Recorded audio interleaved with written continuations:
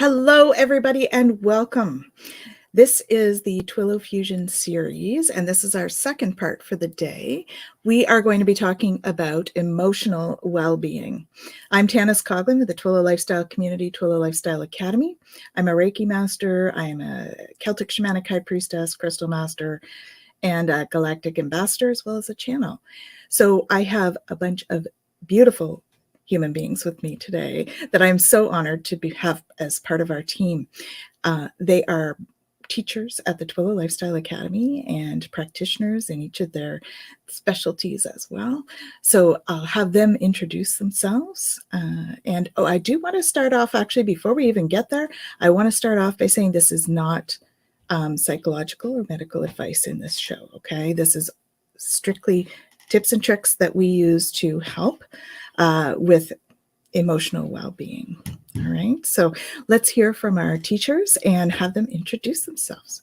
Gary. Sorry, I got to unmute myself there. I'm Gary Chatham. I'm a transformational life coach, and I have a master's in counseling.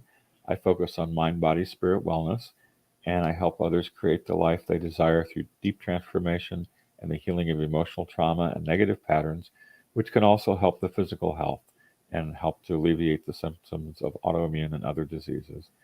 I work from a psycho-spiritual perspective. I'm an intuitive life coach and an energy worker Reiki master, and I'm also certified in Bach flower remedies and homeopathy. Awesome. And we're so excited to have you, Gary. Thank you. And Jennifer. Doing the same thing with the unmute.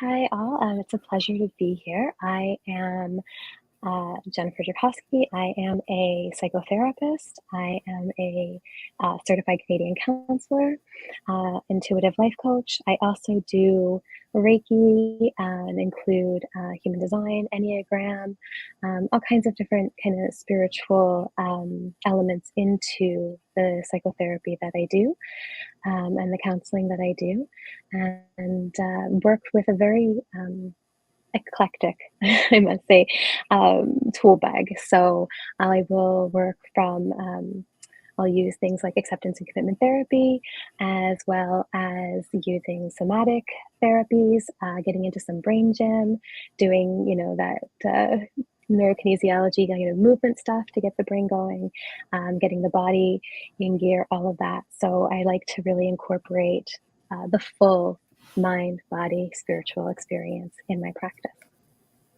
Awesome. Jen's also an ordained minister, just saying. So we're absolutely thrilled to have you, Jen. Thank you for coming and being with us today. And Ruth.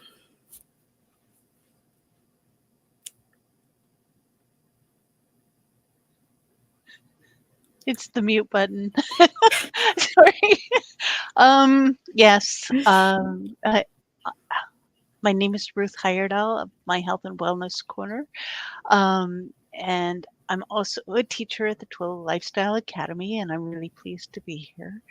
I'm a holistic detoxifier, which is a fancy way of saying I use a variety of supportive practices and modalities such as I'm a Reiki master and practitioner, crystal light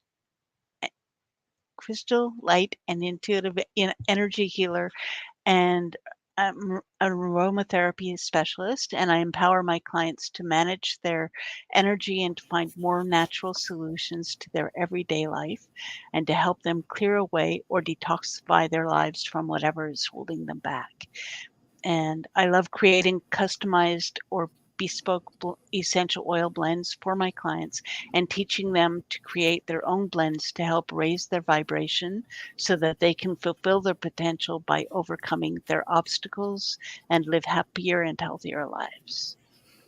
Awesome. So we're thrilled to have you and bring that beautiful component into our discussion today. And Karen Stillman. Thank you, Tanis. Hi, everyone. I'm Dr. Karen Stillman. I'm a retired obstetrician gynecologist, now transformational life coach.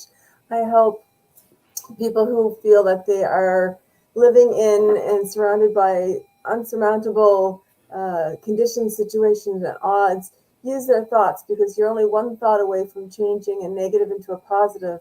So we defy the odds and create that health and well-being that you would love. I primarily focus on women who have that desire to have the baby. They're struggling to get pregnant, and they dramatically improve that fertility, naturally defy the odds and have their babies. And I use other tools in my toolkit, the NLP, the Reiki, the sacred childbirth with Reiki training from my yoga teacher practice and meditative practice. And there's just so many other things to add in there as well, and help you create that life that you would love. Awesome. Thank you so much. We're thrilled to have you as well.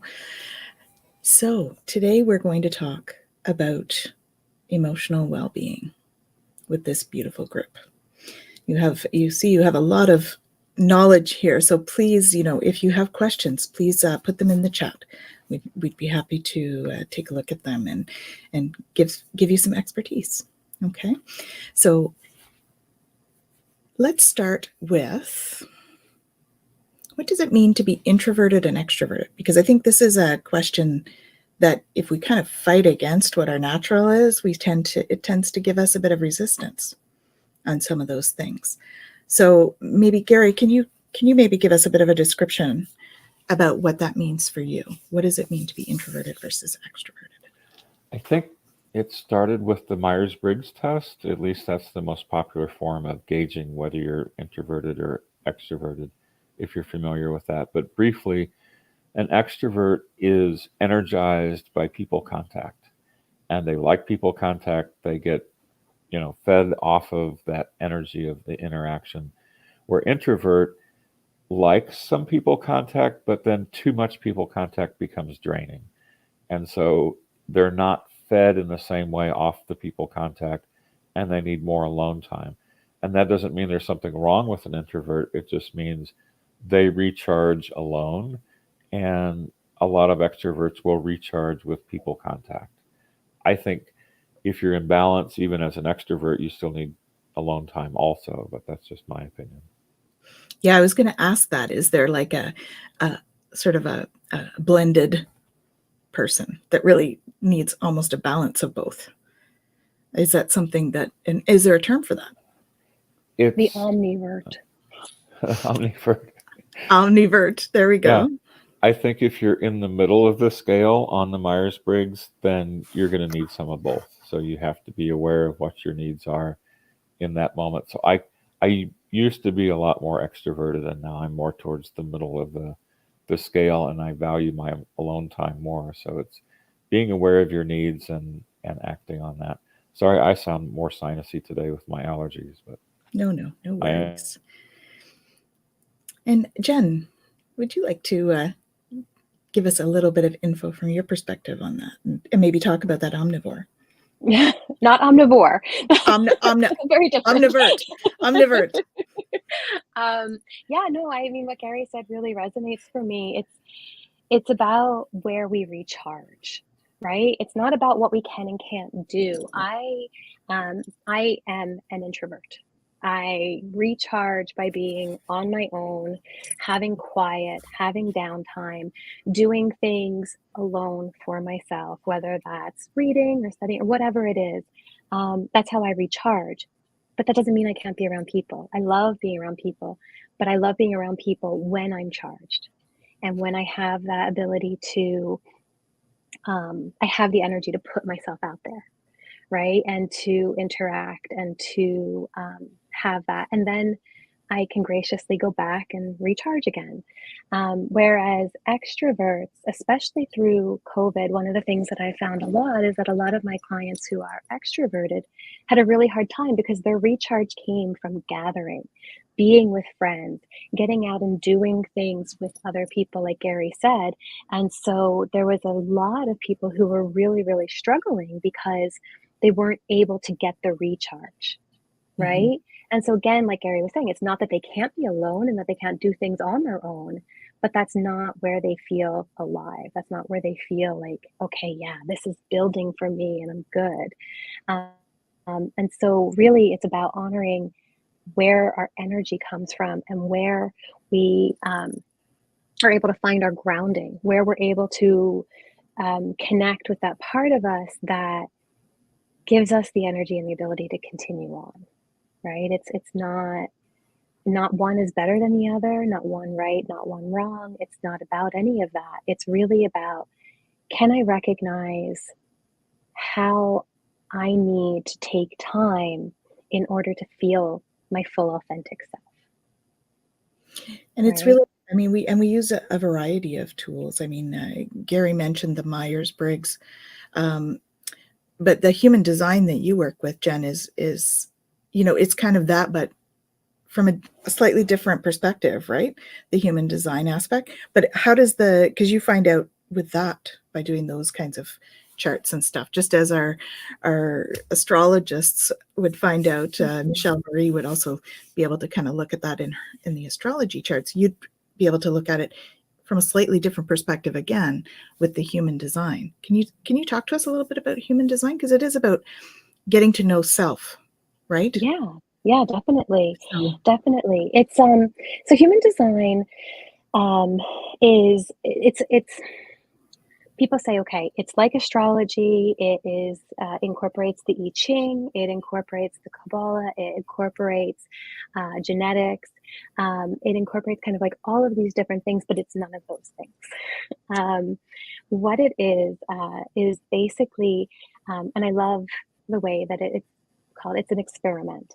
It's really about how were we kind of programmed down to our core before we were born, 3 months before we were born, and then at the time of birth.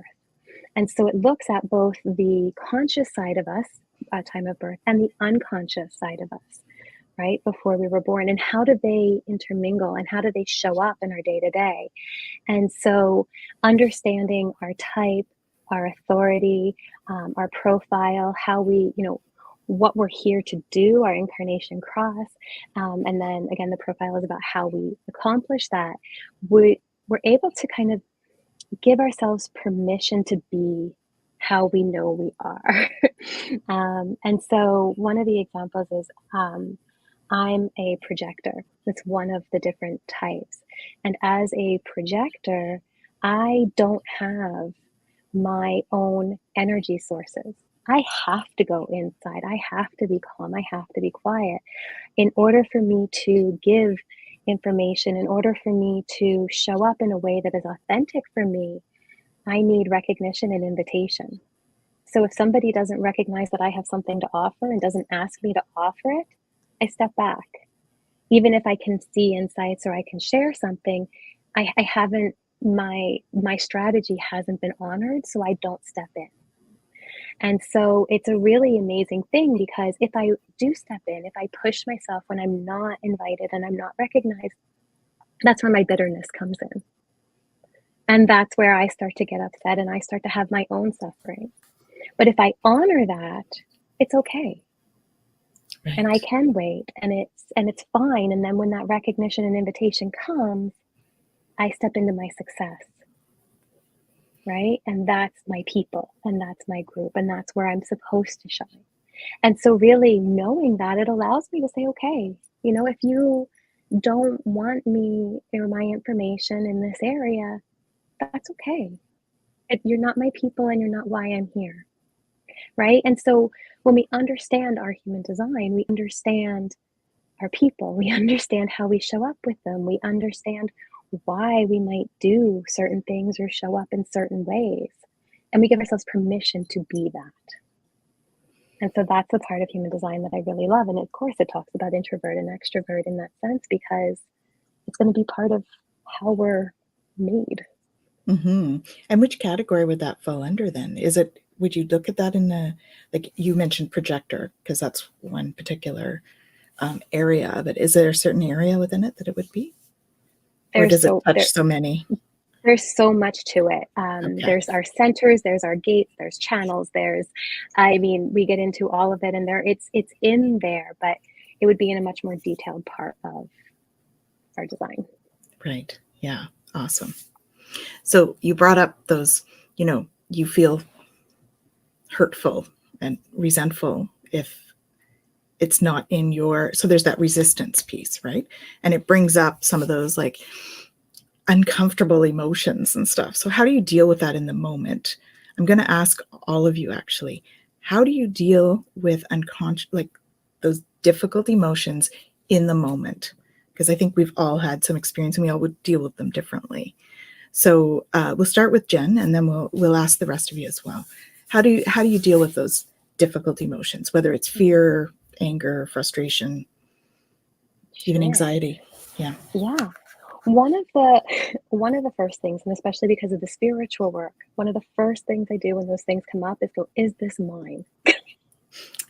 Right? Yes. And so this is also really key when we look at human design and things like that, because certain centers are undefined. And so we're picking up other people's stuff in those areas, right? So if you have any bit of like empathic power or clairsentience or any of that kind of stuff where you're picking up on the environment around you, the people around you, any of that, the very first thing always is this mine? And if it's mine, okay, I have something to deal with. If it's not mine, I can honor that it's there and then I can release it, right? Because it's coming from somewhere else. If it is mine, the next question is, what just got triggered? Right? What is it that just got triggered in me? What is my belief about this that is causing me to have this feeling? What is the feeling telling me?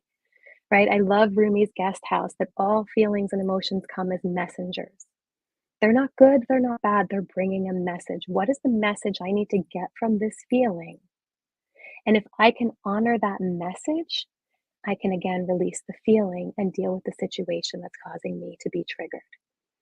If I immediately go, I can't believe this, and I jump in with that, I'm not honoring myself. I'm not honoring the message. I am basically taking the messenger and attacking with it. And that's not what we're meant to do with emotions. So that would be my thing. First, is it mine? And then what is the message I'm supposed to get right now? And you're really sort of, with that approach, you're staying out of the blame game, right? Because we tend to we get triggered and we sort of project stuff back, but it really should, if from that perspective, it's about doing that self-reflection. So why is this triggering me? Because they may not even know why. It's like, they may not have done anything necessarily that is like societal wrong. It might just be that it's something that's happened that's triggered us inside, right? So that's so that's an interesting perspective for sure. It's something that we could all work towards, I think. Karen, how do you deal with those kinds of things? Well, the first thing I ask myself is this going to cause me harm immediately in this very moment, like right now? Like, do I need to do something that is going to keep me safe? Oftentimes, like 99.999% of the time, it's a no. So then I go to my next technique, which is I press the pause button. If you've seen that It's Easy button, I actually have one of those stop buttons. Pause right now. And I take a few breaths. And if I find I can't do there, I have an association that I do as well. So do a physical movement that brings back the breath. And then depending on what's going on, is it something that I can make a date with 3 days later and see what I can discern from there? Rather than reacting to it, I get to respond. If in 3 days later, when I've had a chance to think about it and I'm not in a panic, anxious, overwhelmed mode, stress mode, what is the good in it? So over those 3 days, so if something happens right now, I'm in Newfoundland time, it's almost 4 o'clock. So on 4 o'clock, 3 days from now, that's my date with the scenario. And then between now and then, I have 3 days to find the good in whatever has come my way in that moment. And if I can't find the good, then I have to start thinking about what else. But it's interesting when you shift that perspective, how you can turn that around and find the message that's there, as Jen mentioned, that what is meant for me to hear. And sometimes you don't. And then it could be that, well, you just realize it's not that bad. I haven't found any good, but it's like, it's 3 days later. So, okay, I can just let that one go. There might be a message there. I don't know what it is. So I can, park that for later, put a pin in it and hear it when it comes again later and make it a little bit more noticeable. But I like the internal pause button. Yeah, I have to say I've used that. And oftentimes for me, it's, will this matter a week from now? Will it matter a month from now? Another good question. Yeah. Right. So that's kind of the same concept. That's kind of how I ease into it a little bit. Gary. Well, I want to build on what Jen and Karen both said. It's stopping in the moment, and really the beginning of living consciously is not living out of our reactions. It's choosing how we respond in the moment. And yeah, we want to learn from things afterwards, but how are we going to respond in the moment? So hitting the pause button and saying, is this something where there's a message for me, or is it a wound within me that needs to get healed? So if I feel negative towards someone, or a situation, is it a warning that's saying, hey, this isn't safe for me, or there's a message, or there's something slimy here? Or is this something in me that I'm responding out of my own woundedness that I need to put it on pause and then, like Karen said, deal with it a little bit later, but make a date with it and say, okay, something responded in me subconsciously. It wasn't a conscious choice. So you're bringing your conscious choice back into the situation in that moment, in that second, and choosing how you're going to react to it. But then if it's something that's triggered out of an old trauma, then can I work with it myself? Can I meditate and work with it? Can I do flower essences? Or do I need to seek help from somebody else? Is it a deeper subconscious thing that I need help with somebody else? Or like I got the other day in my life of being with someone in a business setting for quite a while, and I just felt drained and kind of poopy, and I was already feeling allergy, tired, and sinusy. I was like, I feel worse. I was like, no, there's a signal here. This is telling me this isn't a good situation. So, So it's important for us to listen to how we're feeling, right? And doing those check-ins is always a good thing. What am I feeling right now? And emotions are a physical. They get brought through physically, right? So we feel them physically in our body. It's kind of because when you're having anxiety or something, you're feeling that like tightness in your chest. So it's a physical symptom that you sort of feel into, right? So in saying that, essential oils can help with that immediate sort of physical symptom too, right? So that it helps you to be able to tackle that right away. How would you deal with sort of those immediate reactionary emotions, Ruth, with essential oils? Good question. Thanks. I guess we'd be looking at like calming ones, right? So what kind of essential oils could we use for calming and looking for centering? For immediate, I use basically, this is an aromatherapy inhaler. So it has your wick inside, and it has a little butt. So what I do is I put essential oils on the wick, put the snap on the butt, and then you can inhale it instead of diffusing and that kind of stuff. So it's a personal thing. So if you're prone to anxiety, like I will use basically a combination. I will use a citrus, a floral, and a base or an herbal. So for calming, sweet orange is calming and uplifting at the same time. Florals, geranium, I like geranium and orange together, and sweet basil is also very calming, or patchouli, some of the heavier grounding ones. But they help with anxiety. So if I know I'm going into an anxious, provoking situation, I will prepare one ahead of time and just take that moment. And again, like Jen said, which is very important for me because I've always been reactive. I've always accepted whatever I'm getting. I'll just, whatever's coming at me, I'll accept as mine and I'll just react on that. And it's not mine at all, right? So I am learning to say, yeah, okay, is this mine? If it is, and even if it isn't, to help me, I will use the inhaler, right? So just to, and I'll say, excuse me, I have to go to the bathroom. Do you know how many times anyway, so I'll excuse myself and I'll go somewhere and I'll use the inhaler and I'll just take the deep breaths and center myself and then go out again, kind of saying, okay, this isn't mine. Whoever it is, whatever's coming at me is going through something, right? Yeah. So you just have to accept that. If it is mine, then like Gary said, that's a wound that needs to be healed. That's something that needs to be looked after. And then I make a date to deal with it later and put on the brave face, go up after the inhaler.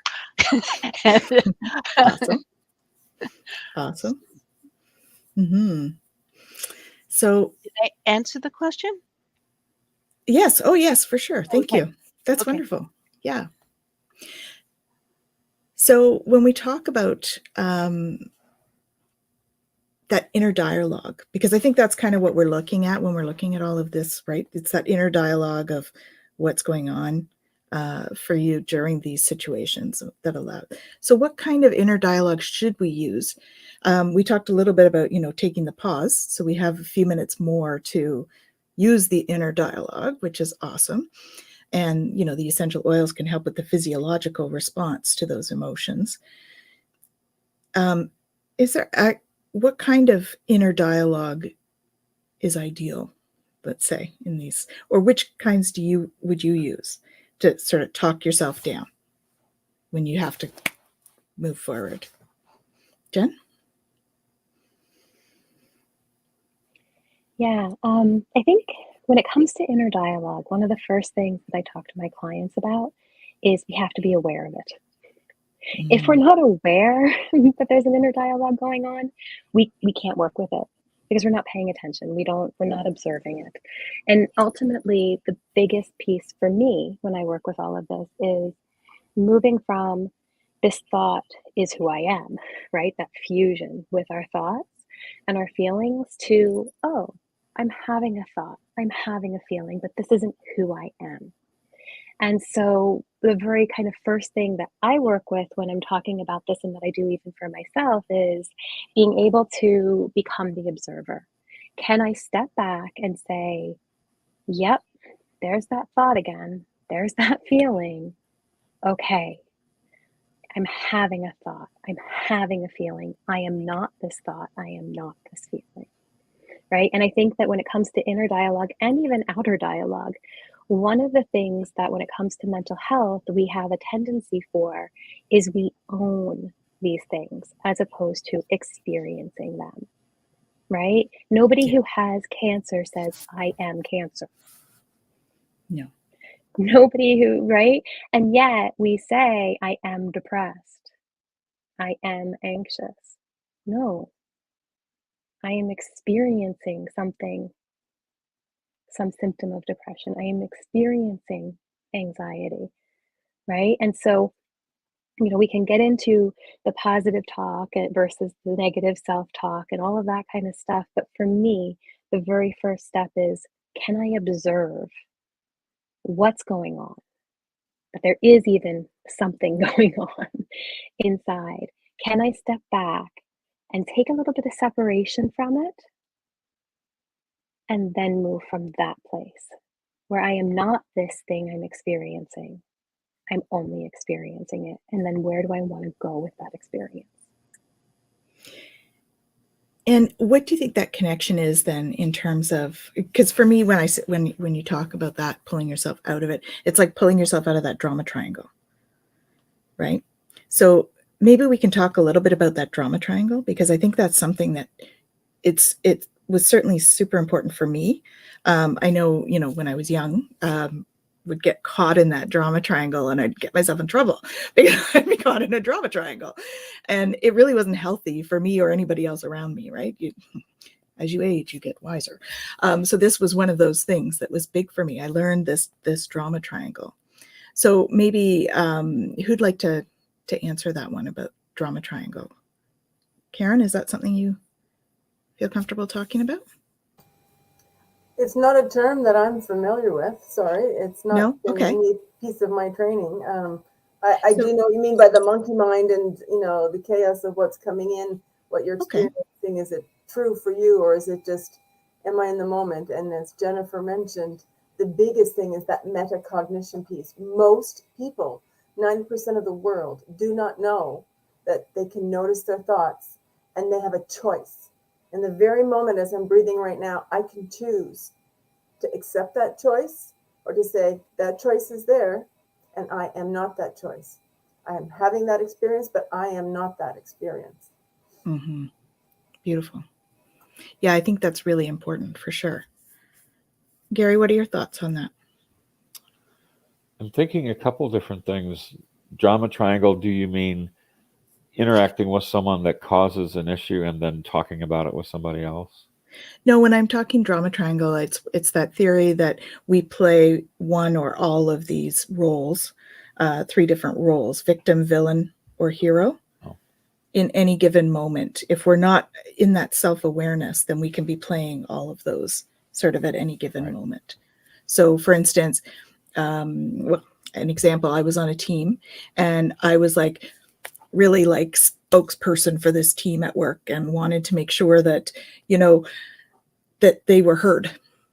But in doing that, so I was playing the hero, right? By wanting to make sure my team was heard. But to management, I was playing the villain because I was saying, oh, you need to do this, and being really a little bit probably too poignant, but you know what I mean. I was being, and then I was also playing the victim because, when I would talk to the team, it's well, they're treating us like X, Y, and Z, right? So you're playing that victim role as well as advocating, which was the hero, and also I was the victim. So it's kind of depends on who you're talking to in the situation, sort of which role you're playing. So that's what I mean by the drama triangle. So if we can pull ourselves out of that and be aware of sort of which role we've played in this situation, it helps us to be able to look at it as that observer role, I think, a little bit more like what Jen was saying.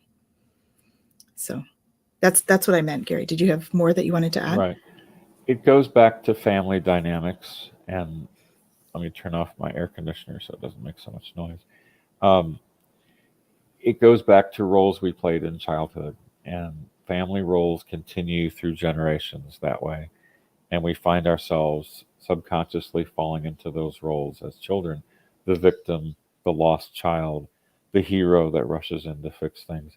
So, like you said, being aware of it is the first step, but noticing it, but also the thing that I've done with some of my clients is getting their physical health stabilized. And here I am talking about physical health when we're on the emotional health.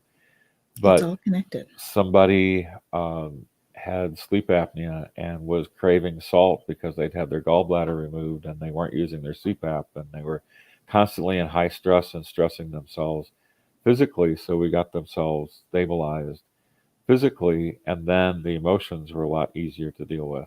Then we could start to see that it was triggering old subconscious wounds, old subconscious trauma, that we automatically fall into the victim role or the hero role or whatever. So it's taking out all the extraneous noise first and examining, wow, this is the role I'm in, and oh yeah, I did that over here, and so how can I get out of that, and do I need to talk to somebody else to heal that? Mm-hmm. So big time about that self-reflection piece, right? Being able to self-reflect. So we had a question from Michelle. Welcome, Michelle. She's another one of our teachers. And she says, what flower essences and essential oils help with nightmares and PTSD? So maybe we can talk about PTSD first, because we almost have a global mild sort of PTSD going on with the post-COVID. So maybe we can talk what kind of things can people do for that. Ruth, what kind of oils would be good for that sort of thing, the PTSD? I think it plays into the nightmares thing too, because oftentimes PTSD creates the nightmares, I would say, right? Correct me if I'm wrong, guys.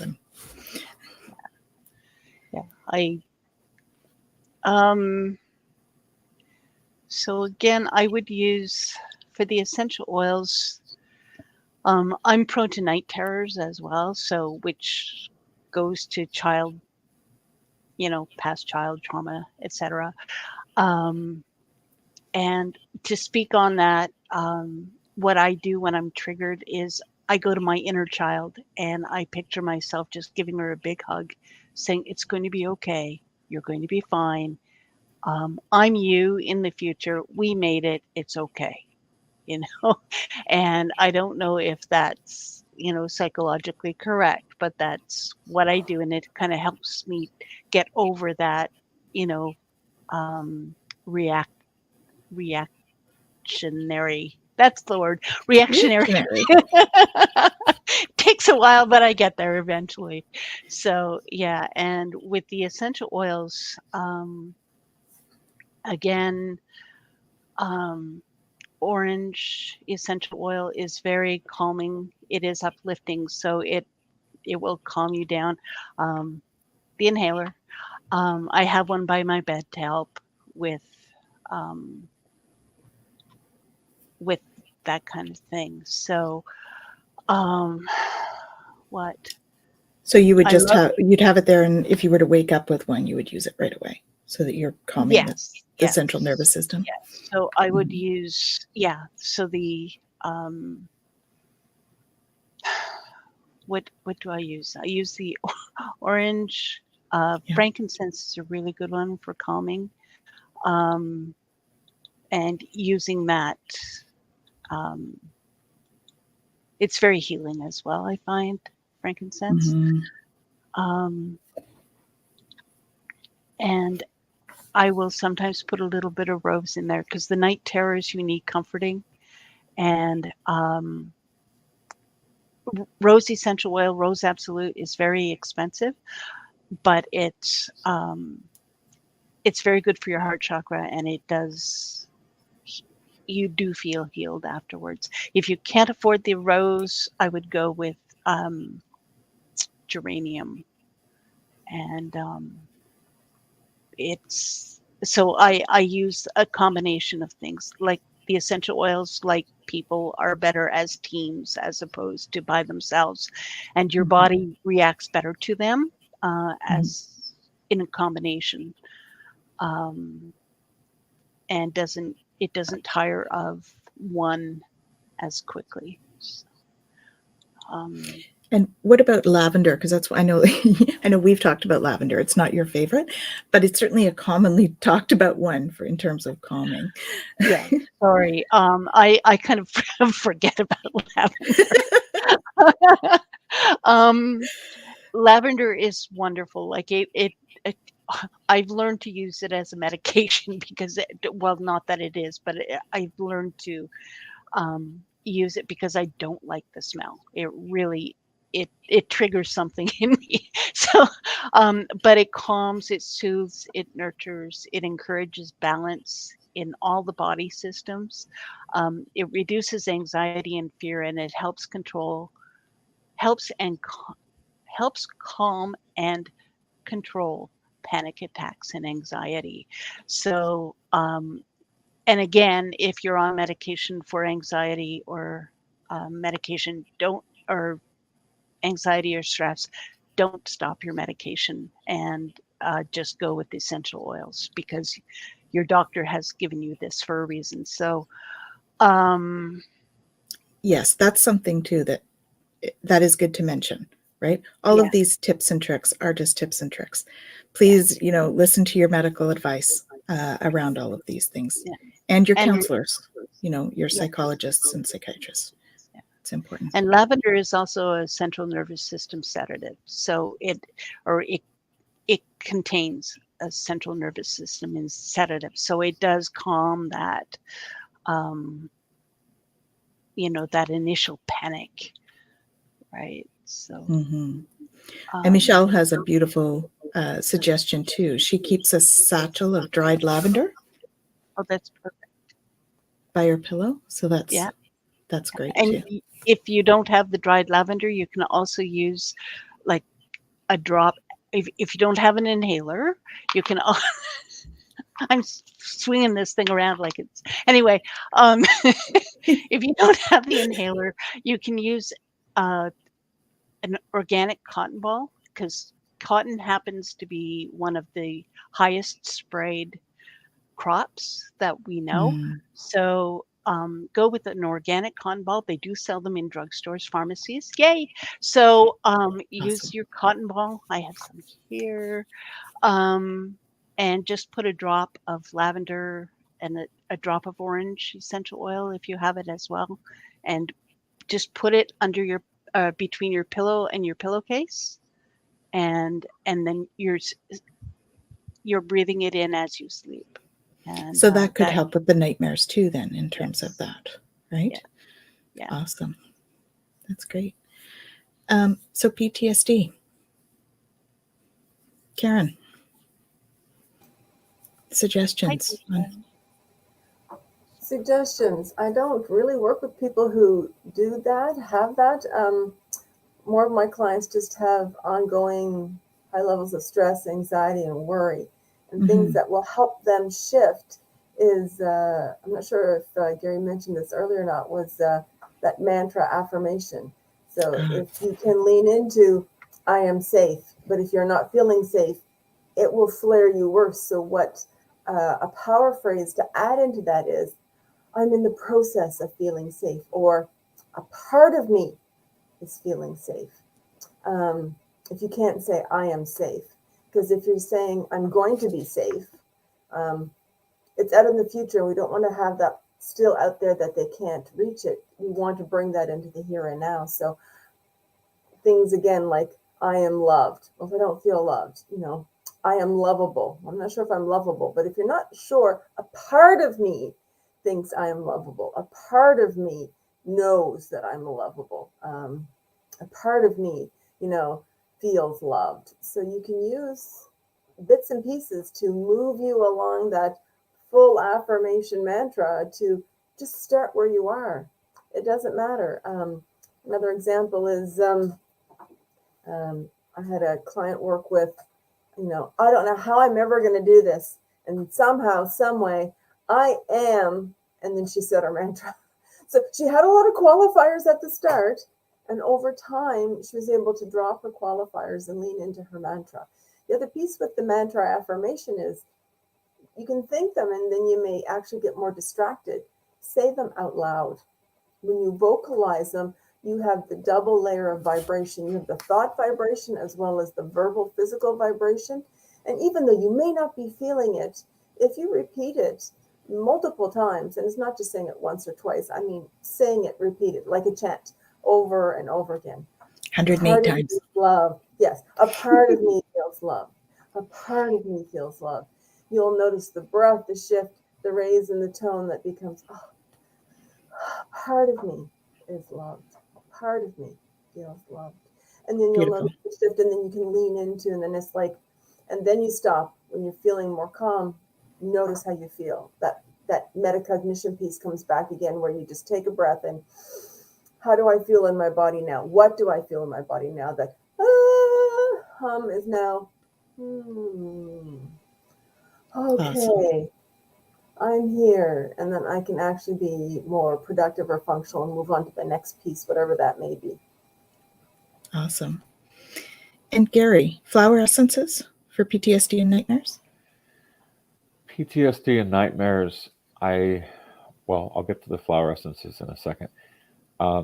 You need to analyze whether you need to go to a counselor or not and get some help from someone else. Indeed. Inner child work is another good thing, like Ruth started talking about. So maybe do some reading on that, or do that with a professional.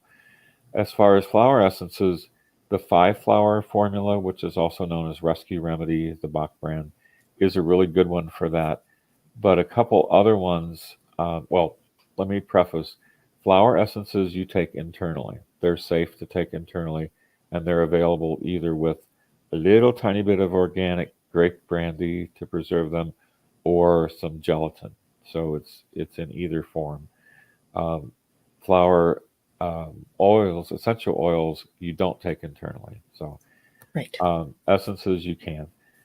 The other ones for fear are mimulus, and that's when you're aware of what your fear is. Rock rose is another one for terror, and rock rose is one of the ones within the 5-flower formula. Aspen is another one when you just have a vague unknown fear. It's a sense of impending doom. It's like, oh my God, something's going to happen. The flower essences work on a very gentle emotional balancing way, that they work on an energetic level, and they contain very little of the actual substance, just some, but it's mainly working on an energetic level to bring you back into emotional balance, and it comes over time. So, like one of my clients, I can plug a different product for PTSD, but ADHD. We've been working with Brillia, which is an over-the-counter uh, thing that you can get that does not interact with medicines. So again, you don't want to go off your medication. You want to talk to your doctor before you make any changes with medication. Sorry, I'm really sinusy today. But Brillia helps with the ADHD, with the focus and the calming. And he said, "Oh, I'm so much better at work." And his wife said, "Yeah, he's so much better with this and that." So it's something where you wake up and go, "Oh, my symptoms aren't quite so bad." It doesn't hit you like a freight train like a drug does. The flower essences do the same thing. Over time, it's a very calming, emotional balancing. So I would start with 5-flower, look at mimulus, look at aspen and rock rose. Awesome. Good to note. Thank you for that. And Jen, how do you help your clients with PTSD and nightmares? Sure. So from the, psychotherapy kind of side of all of it, one of the things with PTSD, with CPTSD, with any of that is, the way I kind of like to approach it is, our mind is like a file room, right? And we go into our mind for everything, and we kind of go, okay, what does this experience, what does that fit with? Right? Oh, right, it fits with this experience and that experience. The PTSD events, the things like that, are the things that we just kind of threw it into the file room and slammed the door and never got filed, never got processed, never got dealt with. And what ends up happening is, because we've never processed them, they come up into everything. And they show up in places that they don't belong. And they come up in our nightmares and all of that, because we've never taken the time to actually process them, right? They're those things that we don't really want to look at. And because they are so traumatic, because they have caused us so much pain, the fear and the anxiety around even looking at it causes us to not do that, right? And so when it comes to dealing with trauma in general, whether it's PTSD, CPTSD, or any other kind of trauma, one of the first things that we look at is, you're not alone. And I love Gabor Mate and his talks about trauma, because he talks about how trauma is not necessarily even the event. It's the fact that we went through it alone. We had no resources, we had no help as we went through it. And so in order to really process that, having somebody to process it with, being able to talk it through, being able to relive it in a way that's safe, so that we get to a place where we can begin to relive when we got out of it, as opposed to when we were going through it, right? And so I think that all of the things that were shared today are all really great tools to help with that process. But that process is still necessary. And if we don't take the time to actually deal with the way that it's showing up in our day-to-day lives, we're still going to have that anxiety, we're still going to have that depression, we're still going to have that fear, we're still going to have those nightmares. Because we can treat them, but it's not going to end them unless we're willing to actually go in there and go, okay, let's face this, but we're going to face it together with people that we feel safe and comfortable with, that we can co-regulate with, that when we get to that point can pull us back and say, it's okay. Even if we don't feel safe, you're safe. I'm here. I've got you. Right. And so that's what, that process is. And whether it's with a therapist or it's, with somebody who, can at least just hold that space for you. It's really important that you don't try to just do it on your own. Mm-hmm. That's another important thing to look at too, is that holding space. That's something that we're not very good at as humans overall. I think we want to fix, right? And we can't really fix somebody else. They have to want to do it themselves. All we can do really is hold space for them. And then when they're ready to work through it, just be there, kind of like what you were saying, Jen. So really, it's all about love, all of this. It's about being there and holding space for others, because we all need that for our emotional well-being. We all need to feel loved, heard, supported. Yeah. If I can on that too, it's really hard to hold space for other people for sure, but it's really hard to hold space for yourself. Yeah. And I think that this is really key. And a lot of, all of the things that are mentioned here today, right? Being able to use the essential oils to give yourself a place of calming, to be able to use the flower essences to actually bring that nervous system back into, a vectrovagal state, to be able to do like any kind of somatic stuff, to be able to use, a lot of the tools that Karen has brought out today are all really valuable ways of holding space for ourselves, for our own process. And so don't negate the importance of that either.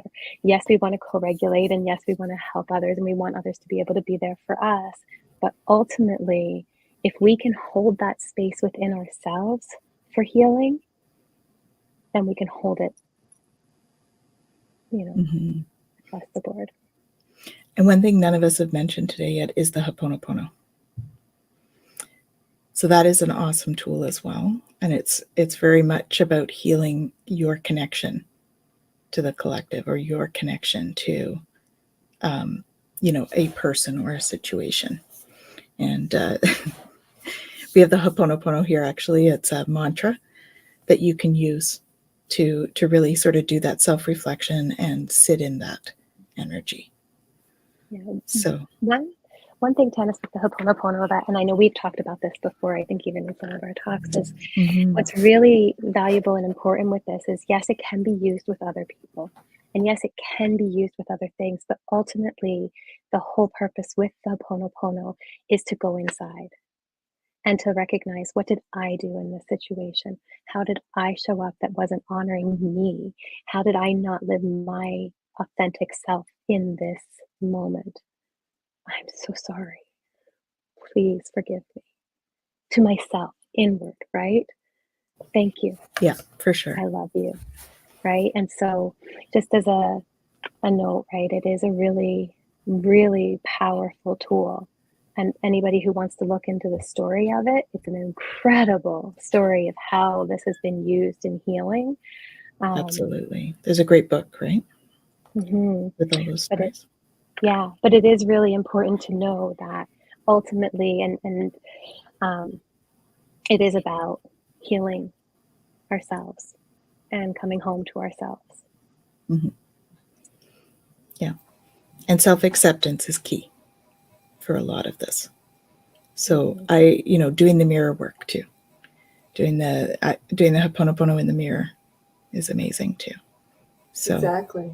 And to piggyback on what Jennifer said, this work is important, but you don't do it when you're triggered. The goal is to look at, I choose to feel better. What I love, I would love to feel better. And doing this work, you don't do it when you have an event, you do it to help minimize those. So you're looking at who you can work with and what tools can you use to practice when you're not in that event, so that when it comes, a marathon runner does not only just run one marathon and the next marathon. What does the marathon runner do? He or she trains regularly prior to the event so that they have their best success, right? So it's the same, maybe a little bit of a reversed approach, but it's that practice in a different environment where you can set the safe. And most people think, well, other things going on, I'm okay now, so I've got this, that, and the other laundry list of an arm length long of what else now I can do because I'm feeling good, so I've got to get this other stuff done.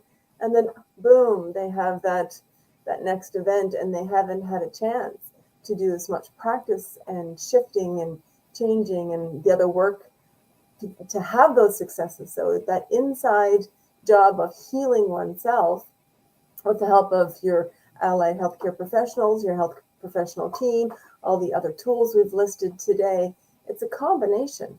It's a great combination, but finding the space, making the space, because if you're looking for it, you're always going to be looking for it. Creating the space, that time and space to, mark on your calendar, I'm going to spend 5 minutes today working with one tool. And, maybe it's getting all the other stuff to help and make it easy when you do it, whether it's the flower essences, the oils, or what have you. Getting your mantras and practicing them so that I can say them when I'm in that moment that I don't know how I would say them, or, have them written down that you can, this is where I have, and when I wake up from my nightmare, I it's next to the bed. I can pull it up. It's big. It's easy to read. If I don't have my glasses, I can still see.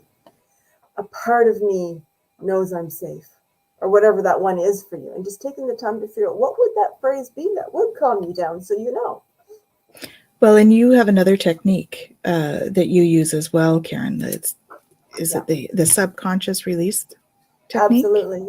That's a newer modality that I've been working with, and Gary spoke to the subconscious. And it's true, every 31 trillion cells that we have in our body, and Jennifer spoke to that with the human design, how, what's in the subconscious pre coming into the birth of your experiences. There's no, the memory is there for every one of those events, all the, 2,000 to, 2 million, whatever the studies say, bits of data that our body processes every second, that, the couple dozen, maybe 200 you could list in an hour that you've noticed, your body remembers. So when you're waking up, if you can verbalize a piece of what that is, maybe write it down. And then when you are feeling not in that moment, what was it I said? What was it that I wrote? Because our thoughts become our feelings and emotions, which trigger the actions and give us the result.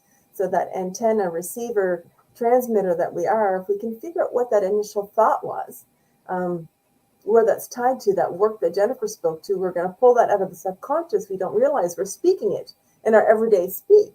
So then this technique that I utilize helps with it's a breathing technique where when you find the word, you take a breath, and that filing cabinet that Jennifer mentioned, when you hold your breath, I'm still holding my breath as I speak, my cerebellum, my brain, that filing cabinet that has all those programs listed, all those thoughts, goes, whoa, you stopped breathing. And then what we're doing, though, is saying, yeah, I know, but while I've got your attention, let's release this whatever emotion with whatever thought, and then exhale. It goes out with the breath. And Beautiful. then you go through a list of emotions tied to that event.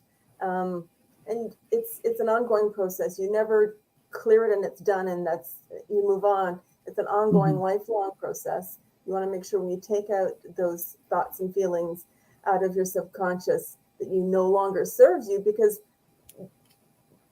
the past is that, they were there to protect you. They were serving you for a reason. So now you can say, thank you to that thought process. You were serving me then. No, I no longer need you. So, showering it with love, the forgiveness, the ho'oponopono is perfect. And then you replace it with something else. So the mantras, the affirmations, and then you slowly over time build yourself up. And it's a beautiful process. Yeah, That that's combines awesome. a lot of what Jennifer and Gary have already mentioned. That's awesome. And I also like to mention there's, a few of us here are actually Nocti practitioners as well. And Nocti is really great for that PTSD thing we were talking about. So it's actually like, it's a galactic energy that was downloaded to me in 2019. And what I was told was it actually goes in and reprograms the cytoplasm in the cells so that they don't hold on to that frequency of grief. So you mentioned the cell, how all of our cells hold on to that stuff. So that's an energy way of kind of going at that as well, is by using something like the Nukti. And yeah, it's been fun to play with that modality for sure. So we're coming up to the end of our hour, and I just want to thank you all for your beautiful insights. Thank you, all of you, for joining us online. And we will be doing another set next week of our Twillow Fusion series. And next week we'll be doing finance and career and relationships in the next 2 hours, same time. So we'll be on one of them from 1 to 2 and another one from 2 to 3. And super excited to be working with this amazing team. And I am really happy that we were all able to share energy with you today. And thank you all for sharing your energy with us and with our beautiful viewers. And we're sending you tons of love. Please join us next week as well. Talk to you soon. And I'm Tanis from the Twillow Lifestyle Community and Twillow Lifestyle Academy. And actually, let's run through you guys too, just so we can put that in. And Karen, where are you from? Where can we reach you? You can find me on Facebook, Karen Stillman, and if you're one of those women who are challenged with that fertility, you can find me at www.babymakinggenius.com, because we're going to help awaken and release and amplify that baby-making genius that is already there within you. Beautiful. And Jen? Yeah, I am a practitioner and teacher with Twillow, so you can find me on Tanis's websites. I also have my own practice, myholisticself.com or myholisticselfcounseling.com. We're on Facebook at Holistic Counseling. Beautiful. Thank you. And Gary, where can we find you? I'm Gary Chatham, MA on Facebook, and just garychatham.com on website. Beautiful. Thank you so much. And Ruth? Okay. It's that mute button. I'm at www.myhealthandwellnesscorner.com. So it's myhealthandwellnesscorner.com. Also Facebook, myhealthandwellnesscorner.com, and a Facebook group, Essential Truths About Oils Demythified. Awesome. Thank you so much. And just to let everyone know too, we are all working on an amazing September. We'll be taking off August as a holiday. We still have some awesome classes coming up. We've had some new teachers join us as well, and there'll be a couple new ones in September. So stay tuned for lots of classes. We are bringing in all sorts of different classes, everything from yoga. Jacqueline Richards will be teaching more yoga with us. She's teaching now as well. And Karen Stillman will be doing all of these beautiful people online here, Jennifer Tchaikovsky and Gary Chatham and Ruth Heyerdahl. And then we've also got Michelle Marie doing tarot and astrology, Vedic and Western. We've got Ramsey Chidi, who's doing a whole bunch of other mediumship and that sort of thing. And then we have some new ones coming on. We have Nicole Coleman, who'll be doing nutrition stuff. And we have an NLP practitioner, Carol, who will be coming in and doing some of that. And we'll also have some other beautiful modalities that we're working with. So stay tuned, because there's lots of exciting stuff coming with the Twillow Lifestyle Academy. It's great to have you here today, and thank you so much for sharing your energy. And we will see you next week from 1 to 3 as well. Have an awesome week. Lots of love, everyone.